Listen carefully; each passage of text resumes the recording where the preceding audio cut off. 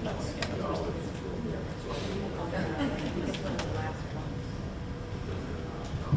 right. Hi, everybody. Good morning. Good morning. Good morning. I'm Galen Sherwin. I'm with the Office of the New York Attorney General.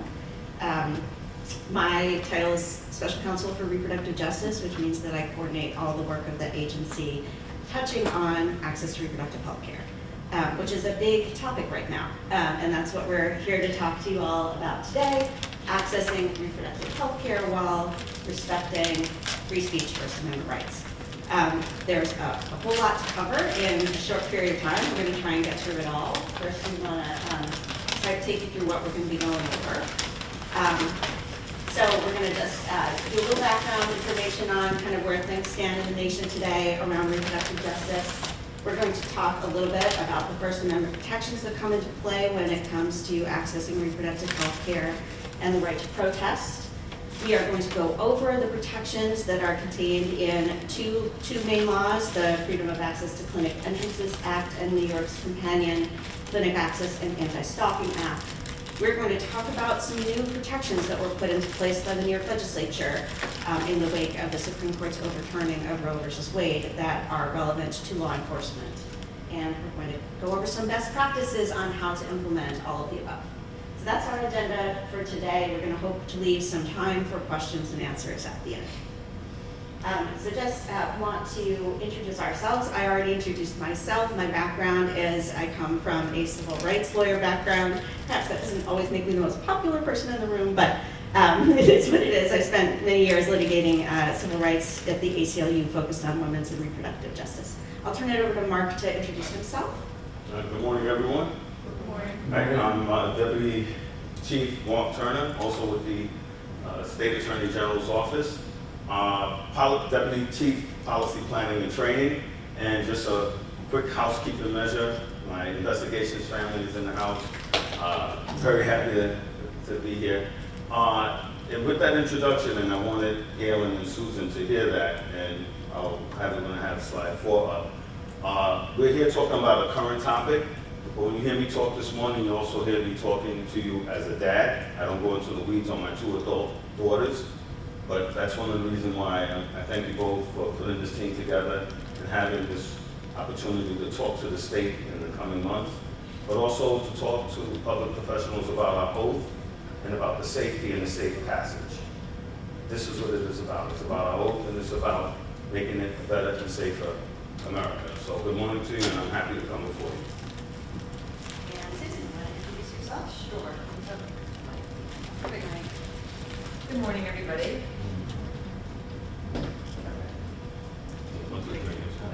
Good morning, everybody. I'm Susan Lambiazzi. I'm an Assistant Attorney General as well, and I am at the New York State Attorney General's Office in the Healthcare Bureau.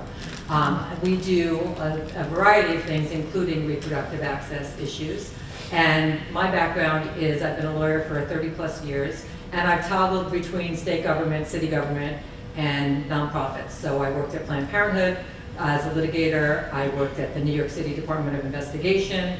I worked at a place called Children's Rights doing nonprofit work on behalf of children in child welfare systems. And I started my career as a sex crimes ADA in the Brooklyn DA's office way back when, which started me getting interested in these issues. I'm glad to see you all today. Good morning. Thanks, Susan. So that's a little bit about all of us. I want to talk through our goals for the day and why we're here.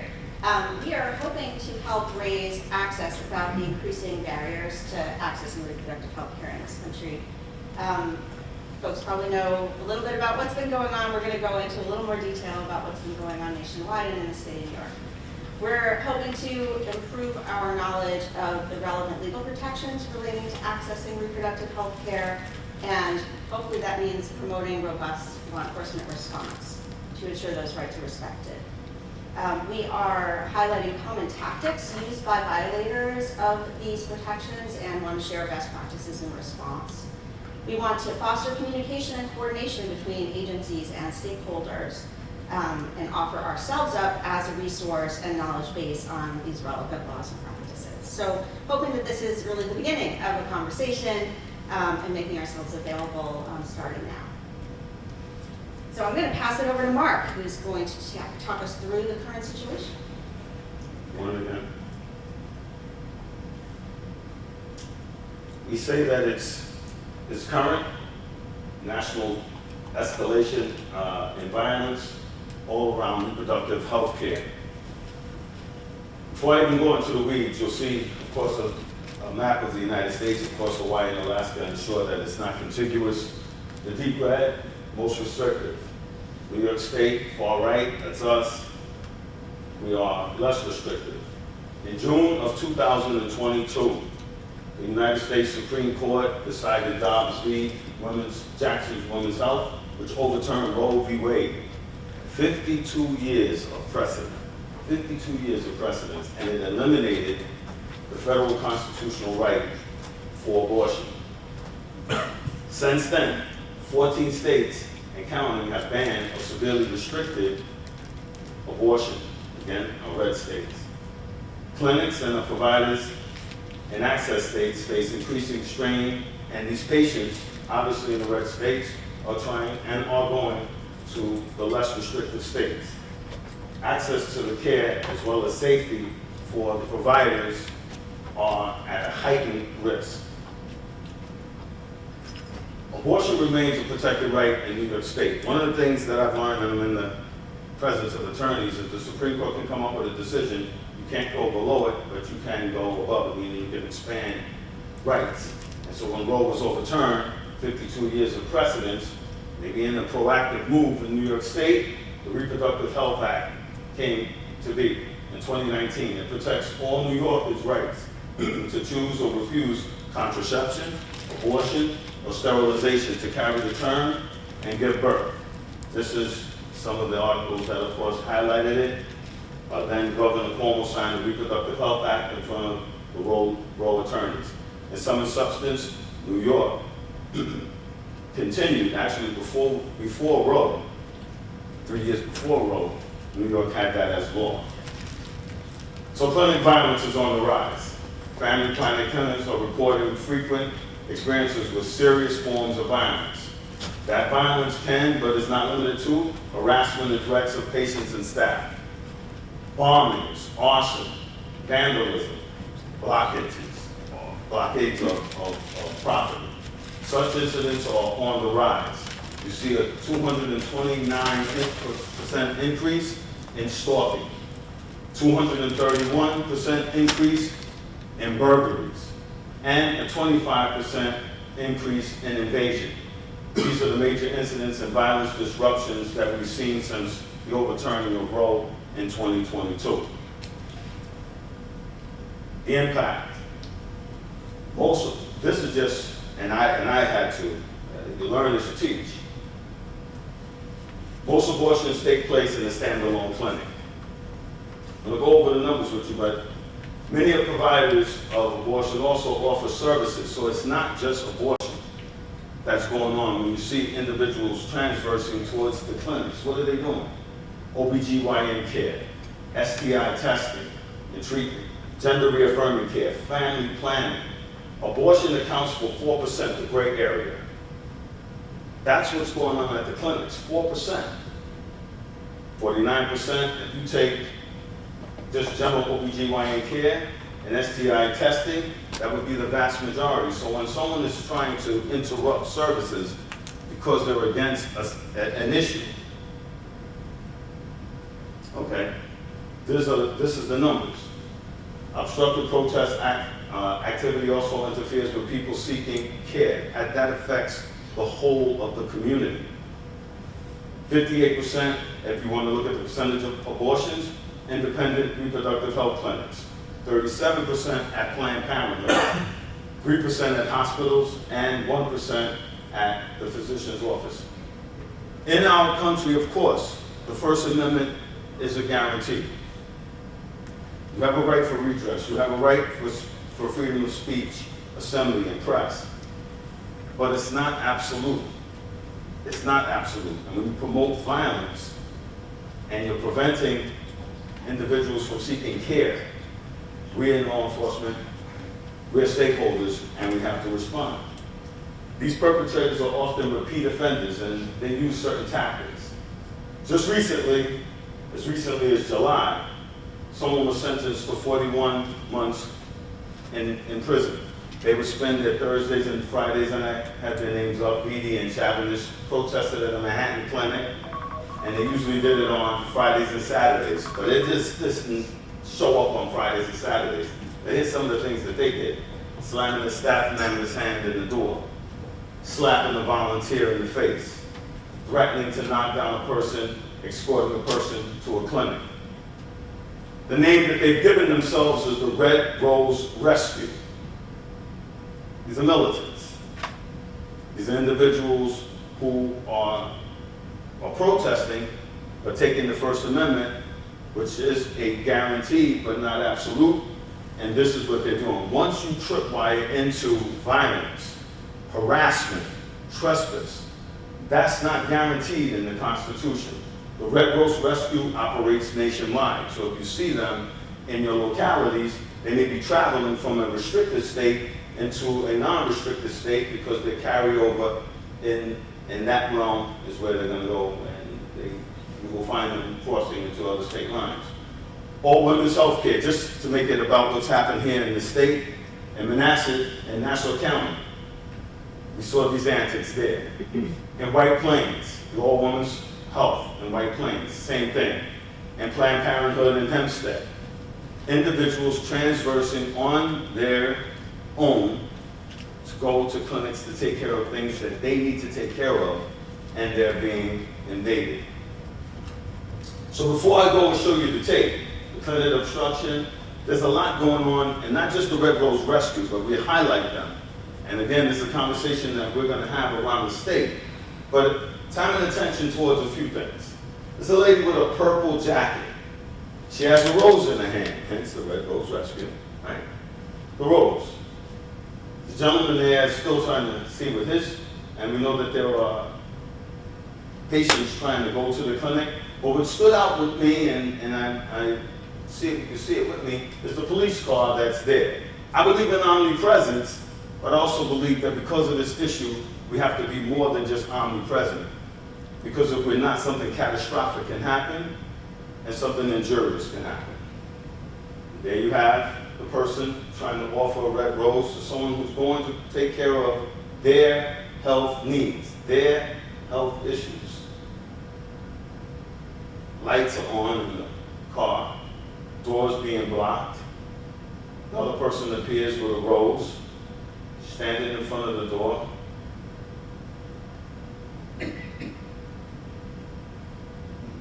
She goes inside.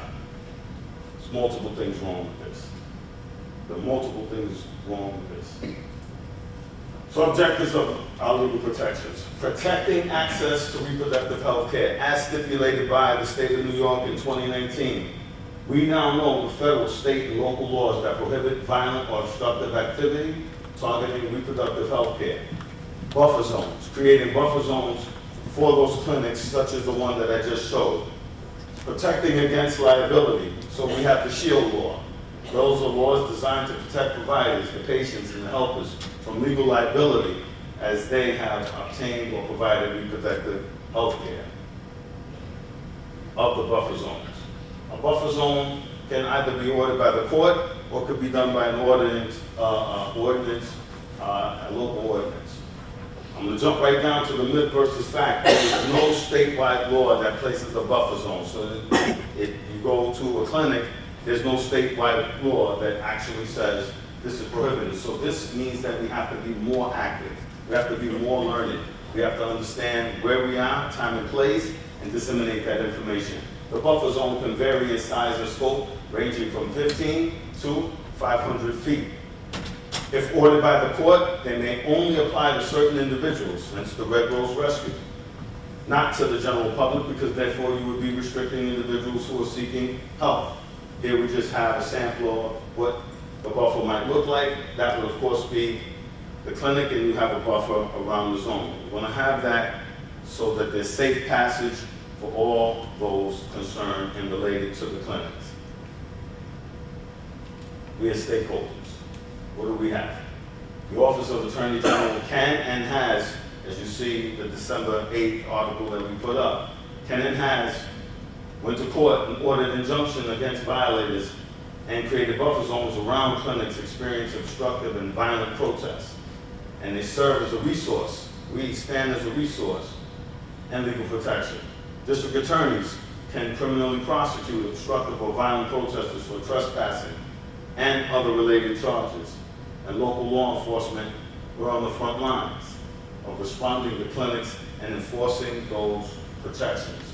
And that is New York Civil Rights Law 79N. And again, the article where our Attorney General, Letitia James, took Red Rose Rescue to court and had the injunction. First Amendment protections, guaranteed but not absolute. First Amendment protection, including the Attorney General's office, must respect and protect those rights. Freedom of Access to Clinic Entrance Act is the FACE Act, and its a state counterpart, the New York Clinic Access and Anti-Stalking, both distinguish between unlawful, violent, obstructive conduct and peaceful, non-obstructive protest activity, protesting utilized under the First Amendment. We find that police and law enforcement are the key stakeholders playing a part, because in law enforcement, you have that obligation to have that First Amendment right for redress. As RASP, as I learned when I was in the academy. So we are there to protect that, but at the same time, when you tripwire, when you cross over into doing, as was demonstrated, getting into someone's space, walking alongside them, obstructing them from going into the clinic, then you are not, you're not covered by the First Amendment to do that. In fact, you're violating the law. New York law and New York penal law does not apply to any conduct that is included but not limited to peaceful picketing, peaceful demonstrations protected by by federal and state law. Examples of what would be peaceful. So they tell you what was wrong, we'll highlight what's right. Passing out written material, circulating a petition, holding signs and peaceful signs. I spent a quarter century in the NYPD. So when I see picketing and peaceful signs, I have to stipulate that, but it's regulated. If you can put it on a stick or a pole, you won't be able to do that. Gathering on public sidewalks without obstructing the access. This is samples of what free speech is covered. Peaceful protest. Such activity does not violate the law, even if it upsets the listener to make it emotionally difficult for the patient and the staff when they approach the clinic. If you're doing a petition, if you're picketing, it's still covered, even if it hurts someone's feelings. Unless that person engages them and also engages in prohibited conduct such as a threat, use of force, obstruction, as we saw in the sampler, at that clinic facility. Great. Susan.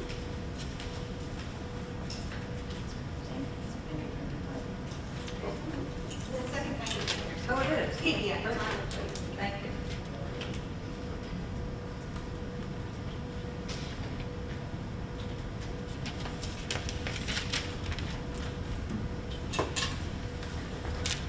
So one of the things I'm going to be talking about today is the FACE Act. It's the Freedom of Access to Clinic Entrances Act. It's a federal law. So the first stop will be a brief intro to the federal FACE Act, though we're going to spend most of our time talking about the New York State counterpart. Excuse me, the two are similarly worded and offer similar protections. So the FACE Act, the Freedom of Access to Clinic Entrances Act of 1994, was known as FACE, was passed in order to respond to an increase in violence towards providers and patients of reproductive health services. FACE Act prohibitions are similar to those protected under the New York Clinic Access Act, which we'll discuss in a moment, and has been interpreted the same way by the court. So they have similar elements. So what does it prohibit? What do they prohibit?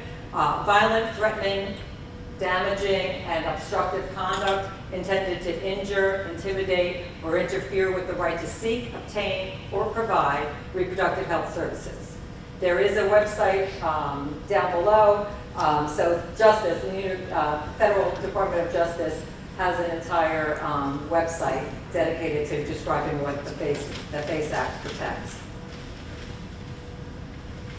FACE Act has both criminal and civil penalties. Violators of the FACE Act are subjected to imprisonment and fines.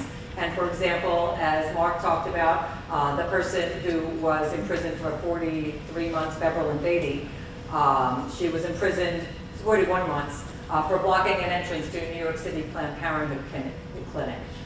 The severity of the punishment, of course, depends on the nature of the offense and whether the person is a repeat offender.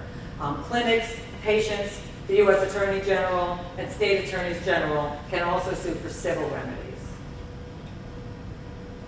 Civil remedies can include injunctions, preliminary injunctions and permanent injunctions. They can include what Mark is talking about, the buffer zones. They can also include particular requirements against particular individuals and particular locations.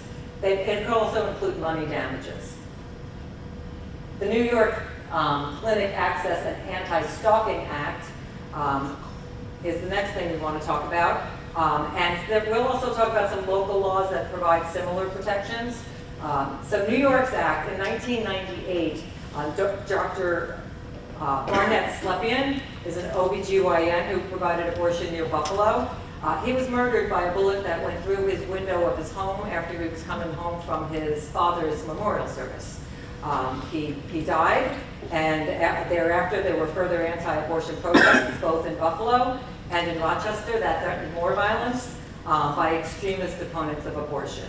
So in response, New York passed the Clinic Access Act. It's in the 240 section of the Penal Code. It penalizes criminal interference with healthcare services, also of religious worship. We'll be focusing here on reproductive health facilities rather than places of worship, but you should just know that the same protections apply to houses of worship. This law gives the AG broad enforcement authority to seek injunctions. So what does it prohibit? Physical obstruction by obstructing the entrance to and egress from clinics offering reproductive health services. And remember, these are not just places that provide abortion. These are places that people go in for a regular OBGYN exam, for cancer screenings, for STI testing, for birth control. So it protects as egress to and entrance into, egress from and entrance to. It protects from property damage to facilities that provide health services. You saw the number about burglary and folks going into facilities. Injuring, threatening, or intimidating staff who provide reproductive health services, patients entering clinics, and the offenses can range from an A misdemeanor to a C felony. Specific criminal prohibitions that we've found, the law prohibits using force or threat of force or physical obstruction to intentionally injure, intimidate, or interfere with another person because they're obtaining or providing reproductive health services, patient, doctor, provider, in order to discourage the person from obtaining or providing services. So you're trying to talk them out of going in, so you're not letting them go in, you're trying to stop them from getting services, or intentionally damaging the property of a healthcare facility because it provides healthcare services. And it also covers all attempts to do any of the above. So physical obstruction, what does that mean? Not just blocking entrances and exits, but also making it unreasonably difficult or hazardous for people to access the clinic. Examples courts have found to meet this definition include blocking clinic doors, obstructing or slowing access to driveways or parking lots, standing or even walking slowly with pedestrians as they're trying to enter a clinic. So in a parking lot, blocking patients who are in a car by standing close to their car doors, protesting so close to an entrance that a patient has to go around and use a side entrance or a back entrance. So not just because people are ultimately able to get in and get the care that they're going there for, doesn't mean that it's not an act of physical obstruction. Courts have found that slowing someone down can meet the definition of physical obstruction. Basically, this can mean doing anything more that makes it more difficult for them in a meaningful way for patients or staff to get in or out. So force definitions and examples. You all know force, you're doing the work on the streets. The use of power or violence against a person or a thing. Examples that we've encountered in this context in the Clinic Access Act and the FACE Act, I mean, walking closely behind a staff member who's escorting a patient, intentionally stepping on their heels, hitting, shoving, knocking patients. Patients sometimes have volunteer escorts and folks that are with them, hitting, shoving, or knocking them or staff, and pushing and bumping into a patient while following them to their car. This is the sort of stuff that is prohibited. What is the threat of force? The legal definition means specific statements or acts that create a reasonable fear of bodily harm. Examples that have come up in this context include leaving a cardboard box meant to look like a bomb, warning a patient in the presence of a staff member, you sure you want to go in there? There's a lot of violence happening. There's a lot of wackos that shoot people. Shoving a patient and saying, kill the abortionists. Asking a clinic provider, like, where is a pipe bomber when you need one? So those sorts of threats, those are things that can make a person fear for their physical safety. And that is illegal under the FACE Act and the Clinic Access Act. So we didn't ask you ahead of time, has anybody seen protests in this, either in reproductive health clinics or elsewhere, and have had to go to the scene and have had to respond to them? We weren't sure how many people would have had to encounter that. Anybody in the audience? Yes, okay. So are there other examples that maybe, not to put you on the spot, but other examples that maybe you've seen that we haven't covered? Yes? There's a case, I'm with the Department of Health. Yep. And there's something we're working on right now where a clinic has opened up next to a clinic that offers abortion access. And what they're doing is they're dressing their volunteers to look like the clinic's volunteers. They're then sending them to the car, leading them into the incorrect clinic, and saying to them, these are the reasons you shouldn't have an abortion. We offer free daycare. So a crisis pregnancy center is right next to an abortion clinic? Correct. Okay. So do people know what CPCs are, crisis pregnancy centers? So that's a different thing. Those are folks who often, we have a few lawsuits against folks for false advertising. They often advertise, we can help you, are you pregnant? We can help you figure out what your options are. But their main purpose is to prevent people from getting abortion, and they promise lots of things. And they use deceptive tactics. So there's a lot of deceptive tactics that are used, and so that's an interesting thing. One of them is actually, the names are similar. Okay. So they will go into that clinic and they'll say, oh yes, you do have an appointment, come on back. And then they separate them from the person that brought them in. That's good to know. Where are you located? Can I ask you where you are? We're out of Albany, but after I'd be willing to talk to you a little bit more about it, because we definitely are looking for a direction in which to go. So That's it. That's okay. Okay, we'll talk to you. Thank Lovely. you. I mean, not lovely, but you know what I mean.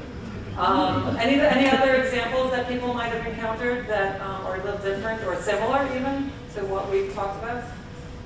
Okay, thank you. Okay, so the next thing I want to talk about is aggravated interference, the first and second degrees. This is another thing that can be violated during protests that turn less than peaceful. I'm not going to go through all these definitions. They're listed in the penal law. But there's aggravated interference in the second degree, aggravated interference in the first degree. I think with the packet of materials that everyone has online, our PowerPoint is available, so you can look at these elements here, and then also criminal interference as well. So misdemeanors and felonies in the first degree and second degree. And we just want to spotlight for you a little bit more about Red Rose Rescue and who these folks are. So there is a preliminary injunction in effect, and we'll give you some detail about it. It covers Red Rose Rescue as an organization, and it also covers these individuals who are listed here, Mozinski and Connolly and Goodman and Geese and Hinshaw. Other members of Red Rose Rescue can easily be identified because they carry red roses in front of abortion clinics and reproductive health centers. They don't always carry them, but they often carry them. And they have a redroserescue.com, you can learn about them. online. So there's a preliminary injunction against them, where it applies and what it covers. So it applies to any facility in the Southern or Eastern District of New York because it was brought in federal court under violation of the FACE Act. So Eastern and Federal Districts of New York are all the New York City boroughs, the 5 boroughs, Westchester County, Putnam, Rockland, Orange, Dutchess, Sullivan, Nassau, and Suffolk. It prohibits those covered individuals, people who work for Red Rose Rescue, volunteer at Red Rose Rescue, and the specific individual's name, from being present within a 15-foot buffer zone. So if they're within the 15-foot buffer zone, they cannot have the intent to injure, intimidate, interfere with any person because those people are obtaining or providing reproductive health services. And it begins at either edge of any doorway, walkway, or driveway entrance. So this gives a little more protection above and beyond the FACE Act, above and beyond the Clinic Access Act, because there's this injunction in place that says these specific individuals can't do these activities in these counties at reproductive health centers. Other local protections that may exist in a particular jurisdiction that resulted in lawsuits in Pro-Choice Network of Western New York. A 15-foot injunction was set up against Operation Rescue's members in 17 counties across Western New York. Bleecker Street in Planned Parenthood and Bleecker Street in New York City, there's also an injunction. There are also local ordinances that add additional protections in addition to state law, federal law. There's also local law. So New York City has a local law. The Clinic Access Law, it prohibits following and harassing people within a 15-foot zone outside of clinics in the 5 boroughs of New York. So again, it's more protected than the New York and the federal laws. Westchester creates a misdemeanor to follow and harass people within 25 feet of a clinic or its parking lot entrance or to damage clinics. And I think next is Galen's going to talk about additional protections for providers and patients beyond these laws. Yes, sure. How well are those protections holding up? Because the penalty for violating these protections is so little. Like, I don't see them having an effect on people. Well, that's a great question because Red Rose Rescue doesn't care about the preliminary injunction, right? So somebody was just sentenced to jail. So, the penalties are just going to get more and more severe for folks. And, maybe one of these days that they go out of business or there's enough people that are going to jail that they're feeling like they need to stop. But you're right. I mean, it's a very passionate issue. People feel very strongly about it. And the folks in Red Rose Rescue don't, they have willingly violated the law. We have the tools of the law that's what we have, right? Those are our tools. Other people have other tools in their toolbox. This is our tool. We do what we can, and we use that as rigorously as we can, and we hope that the people who are at the tops of the food chain will enforce them really vehemently, like AG James is doing. Part of our job is to teach you all, this is what's legal, this is what's not legal, help us. Yes? Red Rose Rescue, how are they funded? Or do you know how they're funded? And I'm thinking, if you go after the people who are organizing and funding this, Yeah, that's another way. Absolutely, positively. Galen, I'm going to leave that to you. Yeah. They solicit private donations, and so they're mainly funded by, but there are some foundations, I suppose, that fund them as well. It's privately funded in New York.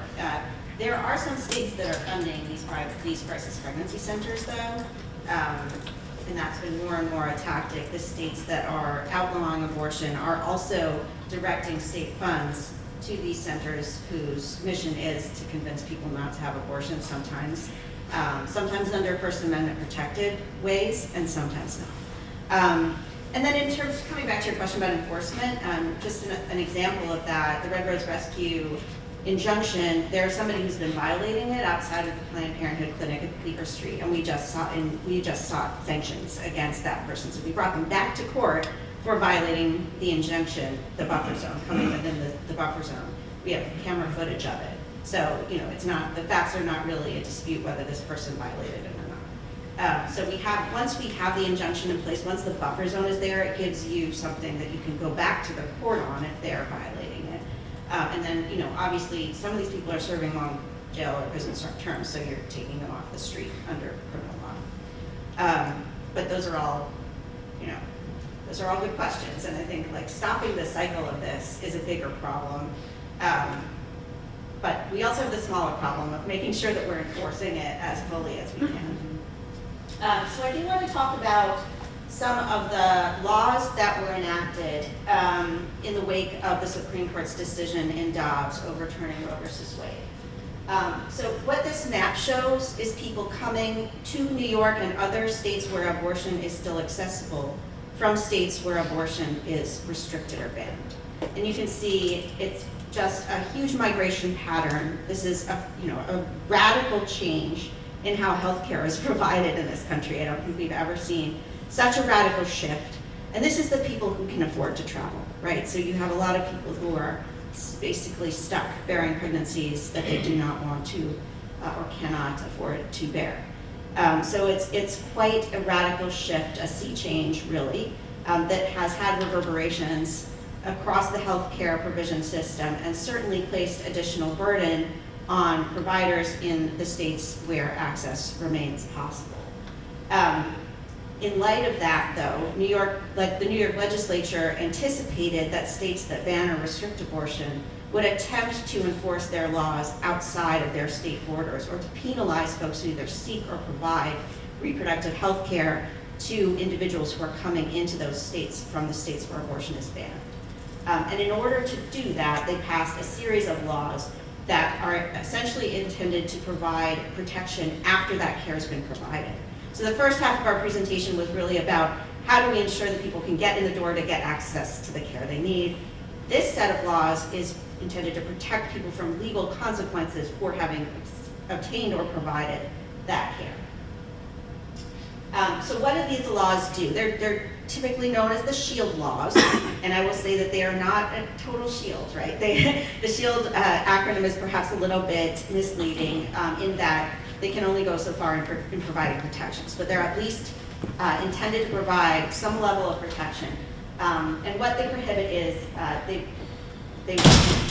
they prohibit state or local government employees from cooperating with out-of-state investigations that are related to reproductive health care or gender-affirming care that was lawfully provided in New York. So as long as New York law allows you to obtain or provide this health care, it's covered, and New York State can't cooperate with any investigation into that care. The prohibition includes using or expending time, money, facility, property, equipment, personnel, or other resources. So you can't use a state computer to effectuate any investigation, to provide data in connection with any such investigation. And out-of-state investigations can also include, I want to mention, private citizen enforcement. So we might not be talking about a warrant, we might be talking about a state subpoena, a subpoena issued by an individual under a state vigilante law, and folks may know that the state of Texas is the only state that has such a law on the books currently, but it enables basically any private citizen to initiate legal proceedings, civil legal proceedings against someone for providing an abortion that is unlawful in Texas. So just be on the lookout. It may not be originating from a state official or law enforcement. It actually may be a request for information that's connected with this civil enforcement. It protects against arrest and extradition. So New York cannot arrest or extradite patients or providers in connection with provision of reproductive health care or gender-affirming care. The exception for extradition, it's in the Constitution. It says that if the demanding state alleges in writing that the provider was physically present in the demanding state at the time of the commission of the alleged crime and fled from that state.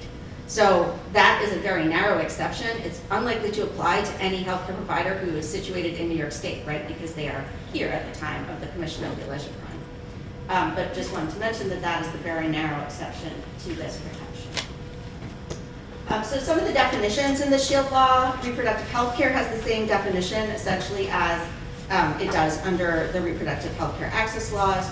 Gender-affirming care, a term we've talked a little bit about today, means any type of care provided to an individual to affirm their gender identity or gender expression. That can include things like counseling, hormone treatments, etc. The protections apply to patients, providers, and anyone assisting or providing that care.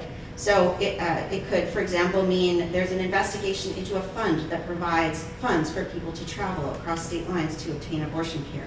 These protections would mean that people who are involved in providing that funding or assistance could not be penalized under these laws, and New York could not cooperate into attempts to penalize them under a banned state's law.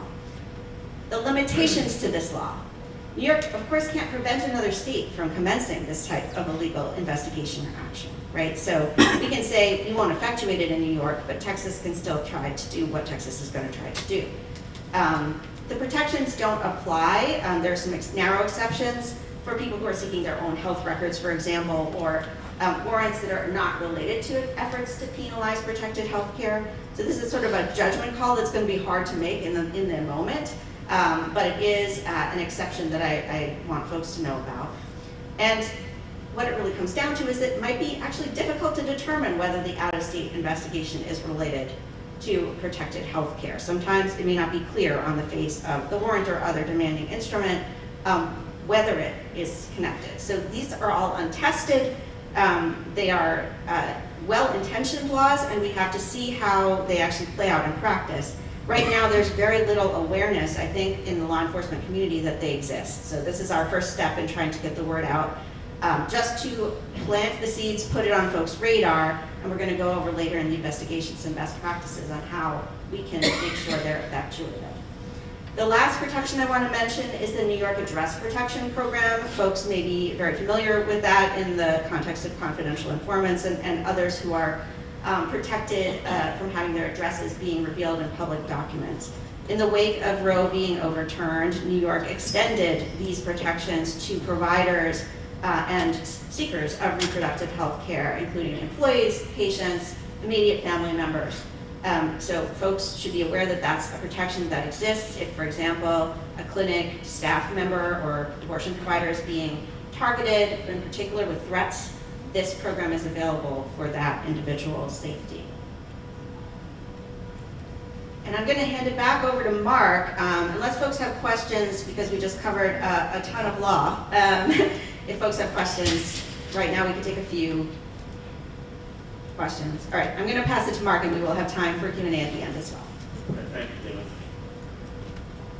And you did Frank Sinatra really well. Just got the mic. So best practices, and I definitely appreciate that which was said here, finding resources. Folks are repetitive. What do you do? What we're saying and what we'll be saying around the state is be more proactive. What if, instead of seeing that officer outside that clinic, this is critique, not a criticism, and you're showing omnipresence. If you were present and you were enforcing, quite possibly you might not have had that incident where the person is standing in front of that doorway. How do we get there? This is not as a cliche. Policy, planning, training. Training is key.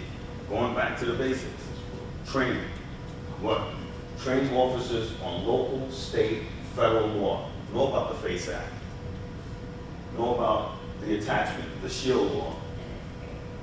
Know about local buffer zones and injunctions that are in effect, either put out by the judicial or put out as a local ordinance. Understanding that it's through department policy, including the policies and the procedures regarding trespass, as we saw in the highlight of the film. First Amendment protections for speech and assembly. Why? Because that is what the officer does. They're dualities. What we're offering up here is not a panacea, but it is, we believe, part and parcel to ignite the law enforcement part of it, to understand that yes, that First Amendment is guaranteed, but it's not absolute. And when it goes into trespass, when it crosses into harassment, when it crosses into the violation of another person's right to transverse on behalf of their own health safety, then you can and should be activated. But we don't just stop in promoting officers being trained. Dispatchers should also simultaneously be trained. These calls to services are going to come over. How do they come over? And they should be learning in local, state, and federal law as well. They too should know about the FACE Act and the SHIELD Act. And specific response protocols. If there is a location, I can wait for you, John. If there's a specific location, that might ignite response from supervisors or a number of officers, depending on each jurisdiction, they have a small number of officers, John. How do you motivate that officer, for instance, in the video you played, who may have the same viewpoint as the Red Rose Rescue folks, right? How do you motivate that person to get involved when they have the same views? Done. One of the things that I've done, not just in my quarter century policing, but just as a community person, when I took that oath to protect the Constitution of the United States, there's another line that says the Constitution of the State of New York. I never asked any officer, never will ask the officer, what was their political take. In this democracy, small d, in this republic, it's an everyday grind to make it better. I appeal to that one thing, that oath that you took. You see, when you took that oath, you took it as brand X, and Republican, Democrat, liberal, it doesn't care. You're here to do your job. And if you find yourself following, well, I believe this, well, that's your choice, that's your political choice, but that's not a law enforcement choice. It's not a law enforcement choice. No, I understand that, but in those situations, that officer standing there, there's no supervisor there, there's nobody who is directing him or saying, hey, this is your job here. And that's, I think, is going to be the challenge with getting some folks in law enforcement to even care about this issue, because they may be on the other side.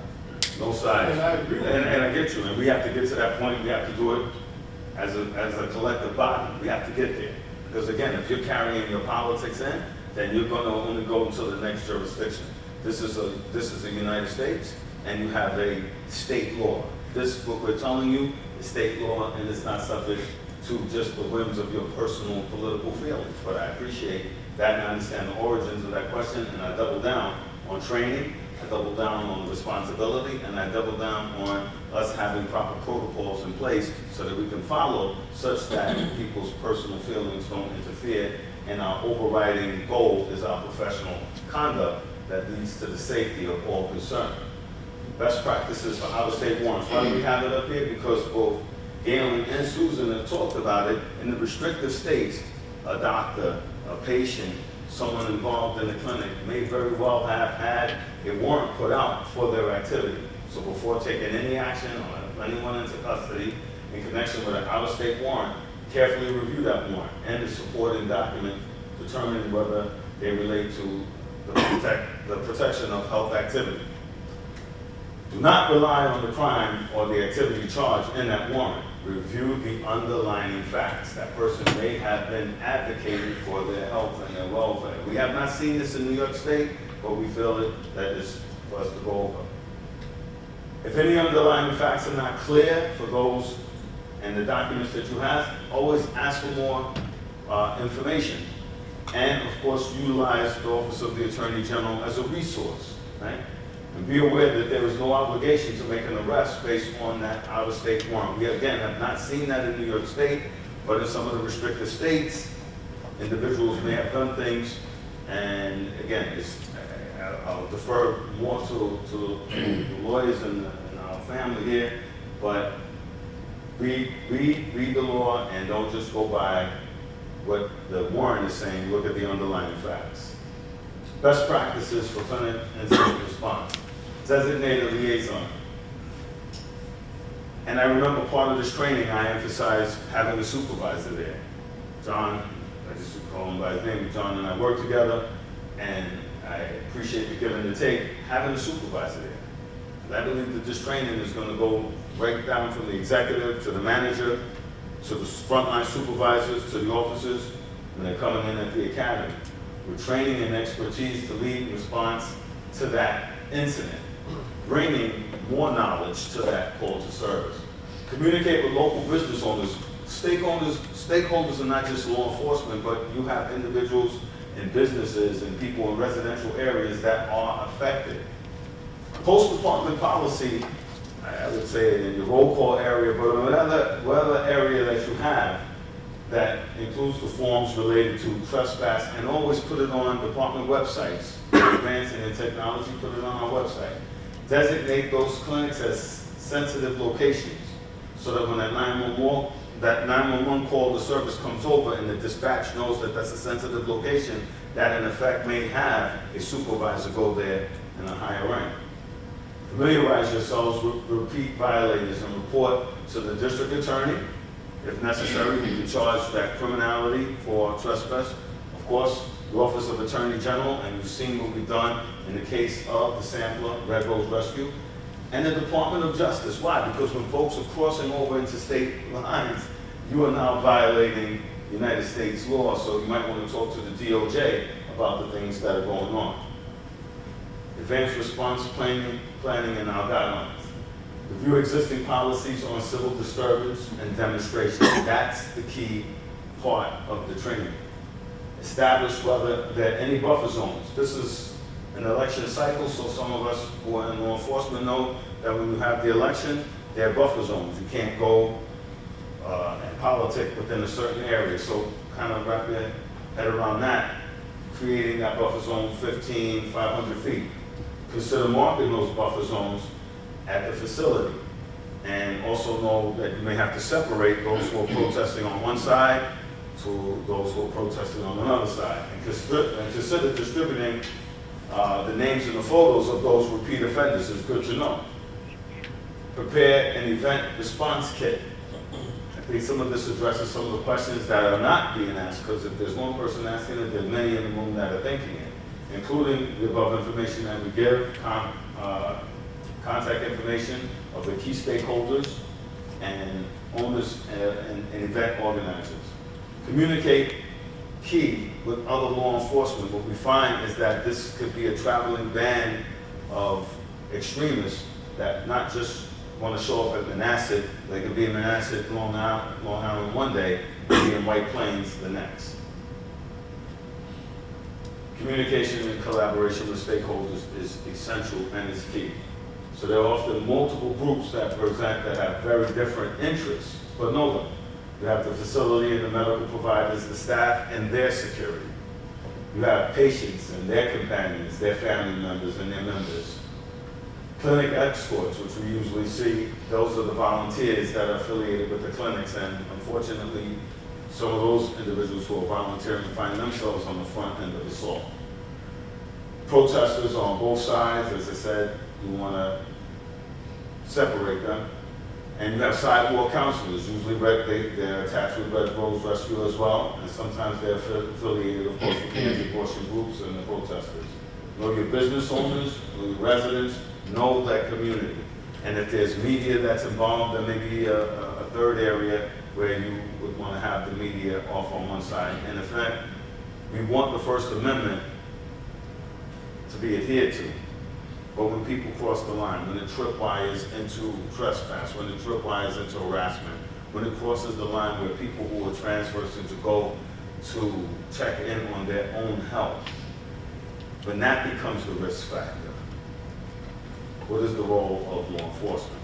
What is the role of not just the frontline officer sitting in a car that's showing omnipresence, but as an organization, as law enforcement, what is going to be our response? These are our contact information. I don't know if Susan or Galen wants to close out, but it is, we'll still go with question and answer, but it is my honor to come before you this morning to talk about what we talked about. Good morning to you. Thank you.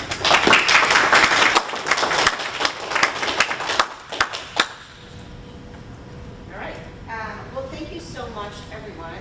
We're happy to take any questions that you have. Yes. Thank you. Mr. Ross with the Investigations Division. I want to talk about, I had some experience late last fall, winter regarding a week or a half in Parenthood, where we put together a team to monitor the protest. My recollection was that it was the first Saturday of every month, a local church group would go protest at this particular place. And during the conversation, I remember being told in the course of the conversation that oftentimes the problems don't come from that church group. There are people that join outside agitators. Do you find that outside the Red Rose group? Do you find that happens prevalently around the state?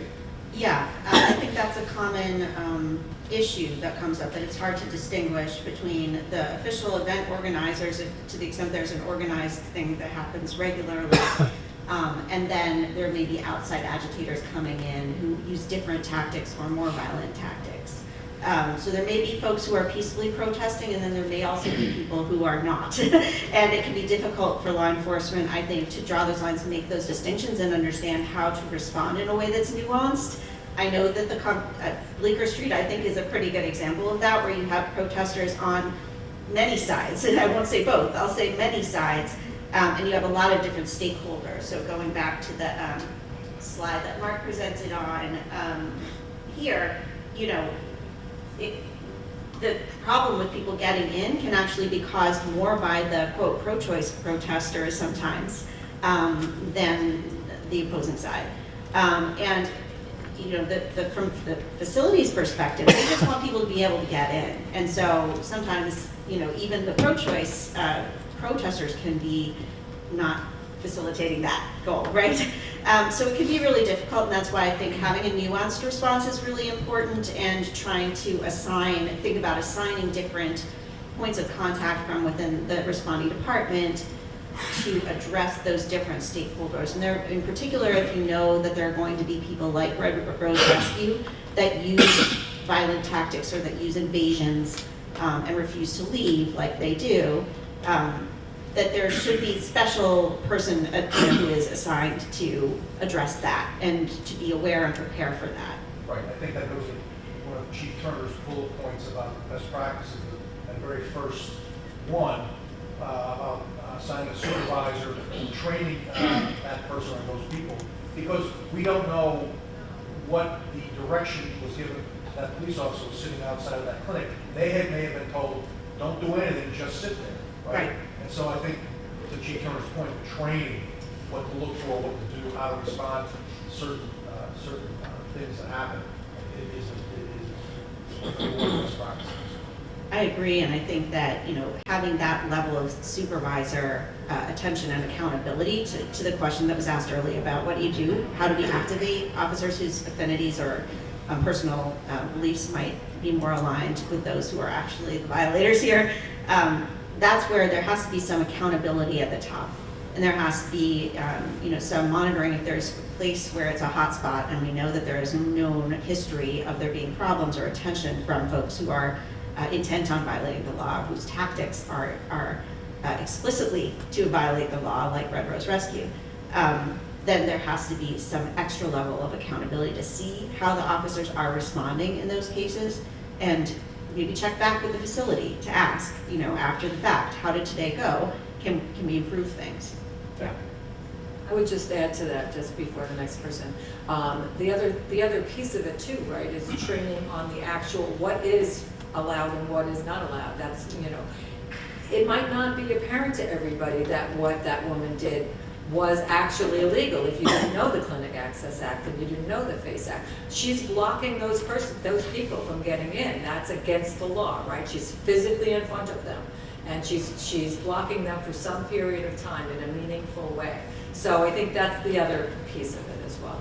Right, absolutely. Like training officers on the tactics that are frequently used, I think, so that the response, you don't have to be reinventing the wheel. The response can be set in place beforehand, relying on techniques that are used in law enforcement all the time for things like people who are barricading themselves in you know, particular places.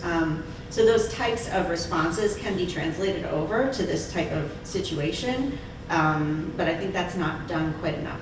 I see we have a 1 minute note in the back, and we have one more question I want to make sure we get to. Thank you. OWS Eric Thompson from 518 Snub. Thank you for this presentation. Thank you for letting me share my thought. I think incarceration in terms of the Red Rose Rescue may not be as much the way as litigation. You find that many white supremacist organizations were dismantled not by incarceration, but by being sued. As the brother said in the front, hit them where the funds are, hit them in the pocket. In terms of training, one of the biggest trainings to help in this field, whether you're an officer, parole officer, probation, outreach worker, is to understand unconscious bias, and implicit bias. Because it was prejudice what we were talking about. We can put a lot of fancy words on it, but that's what we're dealing with. And until we crack that, it's not going to be a fair administering of law enforcement or any kind of enforcement for that matter. So I think it's very important that unconscious bias training and implicit bias training is a component for any kind of training that people will have the power to change people's lives in a negative way. They need that.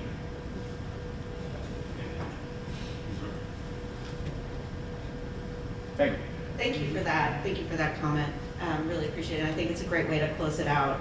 So thank you all for attending. If you all don't mind, we have an evaluation. This is actually the first time we presented this training, which we will be bringing statewide. So we will be making this training available regionally throughout the state, focusing in regions that are located near a high concentration of reproductive health centers that might be affected by these types of activities. So we're really eager to hear your thoughts on what's worked, what hasn't. If you just point your phone, as I see people already know how to do, at the QR code, it should take you to our very short evaluation, which takes only a couple of minutes to complete. And we really appreciate the input, and thank you for being our inaugural crowd here, our guinea pigs, if you will. Thank you so much, and for coming, and enjoy the rest of the conference. And it's been a pleasure. We also have your leave behind that we're going to pass out for folks, which I'm sorry, we should have done that earlier. But we do have some materials which